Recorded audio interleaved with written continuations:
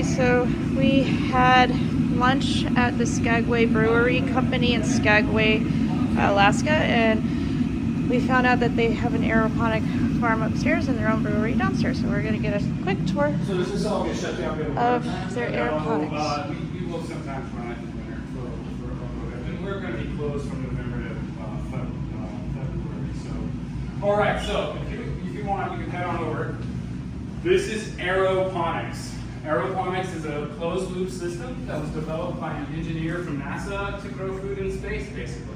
Oh, okay. It is a closed-loop and highly efficient with water. So whatever is absorbed by the plants itself is collected at the bottom of the cabinets, pumped through a filtration system in the back, and dropped into a holding tank. So it's never really losing the water. I mean, whatever the plants absorb, and whatever might leak at the bottom of some of these cabinets. Okay. But ultimately, it's highly efficient for water usage. Now, how much produce poundage can you grow here? Let me explain all of the details. So aeroponics, like you can see right here up on the wall, aero meaning basically in the air. Yeah. So inside the cabinet is our fine mist sprayers, and this is actually what it looks like inside the cabinet. The roots are just hanging in there. There is no soil. We plant every single plant from seed every time. Eric, our farmer, is planting about 2,000 seeds per week. We plant those seeds in what we call a puck, which is coconut husk and peat moss. Okay. The puck, once the plant is strong enough, acts solely as a plug for not allowing moisture to escape the cabinet. So inside the cabinet, with the roots, are fine mist sprayers, and we are spraying the roots of the plants for 5 seconds every 5 minutes. What happens in between is the plant begins to panic. It dries out and it thinks it's going to die. So it goes into a state of senescence where it's releasing auxins and other powerful growth hormones to try to hold or to go to seed. During that period of time, it's pushing growth really fast. We spray it again and it relaxes. So we're stressing the plants through its entire life cycle every 5 minutes. Wow, that's pretty. You basically want to think of it as being on life support. Okay. Right?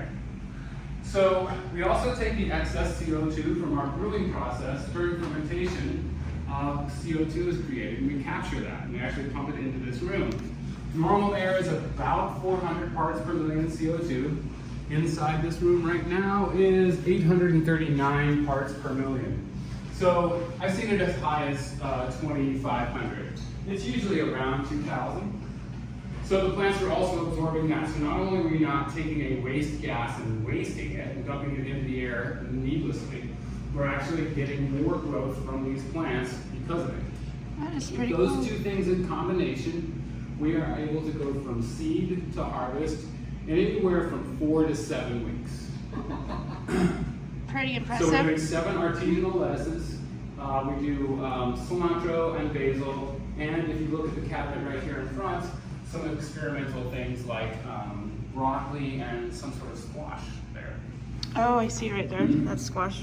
So that cabinet in particular is right next to broccoli. an air conditioning unit. There's an air conditioning unit right here.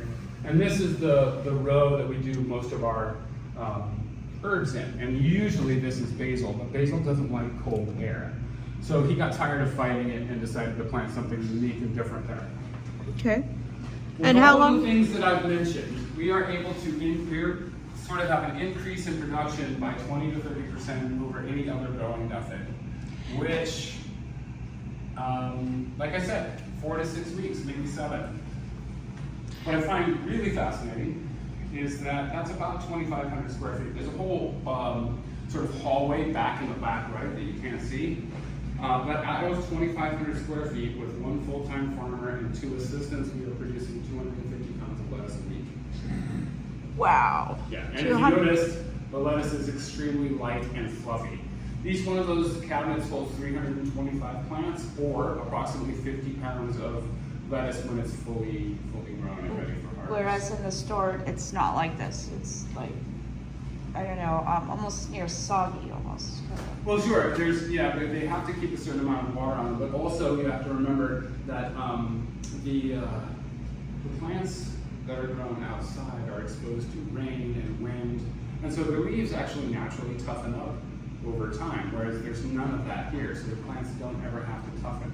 And how long have you So this been doing was this? actually installed before 2019, but it started in 2019. Eric has been doing it for at least the last 3 years. Wow. And I think 3.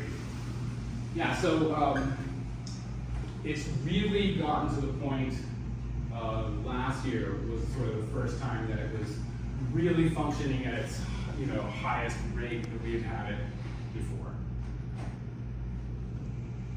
So this ties into the other sustainable practices, right? So shipping has its costs that are not just financial. We were able to avoid that with this.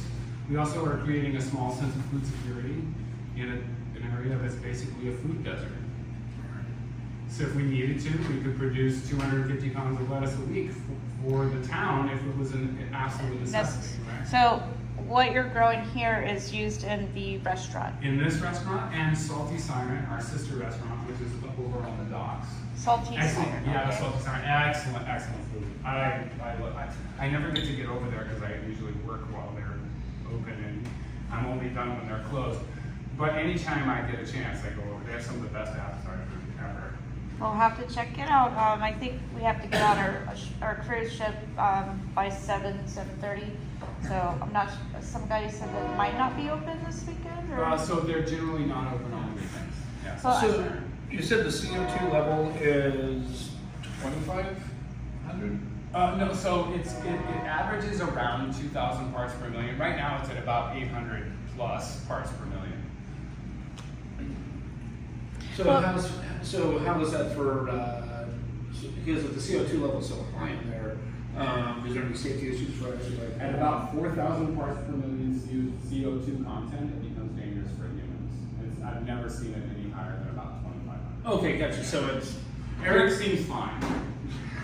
I wasn't sure if like they have to like wear masks. Yeah, so it would, if it was high, yeah, absolutely, you wouldn't want to go into that space for sure. Gotcha, the plants love it, but the people would. Yeah, So- at 4,000 parts per million. But that's an awful lot of CO2. So basically, it would be like if you think back in the day of the dinosaur when everything was growing large because they had that high concentration. There may very well have been a higher CO2 content for sure. Well, I do thank you for taking the time Well, to it's truly my pleasure. explain Absolutely. this. We've So never some of the heard of other it. yeah, absolutely. So some of the other things that we do for sustainability here, we take our fry-later oil and we turn that into biodiesel. Wow. We use that biodiesel to run our boiler. The boiler is responsible for heating the in-floor heating for the 18,500 square foot building, as well as all of the water needs for the restaurant, including the dishwashers and that sort of thing. So basically, you're looking at ways to make this whole building is 3 stories, you said? Yes, ma'am. So business to become very self-sustaining. You're not As sustainable as it is possible, without the ability to have all, So reducing your footprint. We don't do cattle. We don't, all of our seafood is sustainably harvested locally. So that's one of the ways that we're trying to stay focused on those kinds of things. We are going to hopefully be putting solar panels up on the roof sometime relatively soon. That'll mitigate some of our financial costs, but some of the other costs involved in just running electricity. Right. And this is actually, these are all LED lights, so it is not as intensive as some of the older methods, but it still is pretty intense, and anything that we can do to offset those impacts, we will do. Another thing we do is everything that comes off of the table, all of the table scraps, all of the paper products that we use are all compostable, including the bags that we give you for food. We actually compost all of those scraps. We are actually at about 7 or 8 bags of compost per 1 bag of trash for a restaurant. Wow. Which is pretty amazing. That's really impressive. that is very That is very impressive. awesome. Well, I'm sorry. You're again your name? My name's Jay. Jay, I do thank you for giving us your Yeah. time and a quick tour, and he's a little shy, so didn't get him on the camera. I but appreciate that. he's very kind to explain this process. And again, we never heard of it. It's like, what is that? And so I'm always wanting to learn something new, but I do thank you for your time. Oh, thank you. It's a pleasure of mine.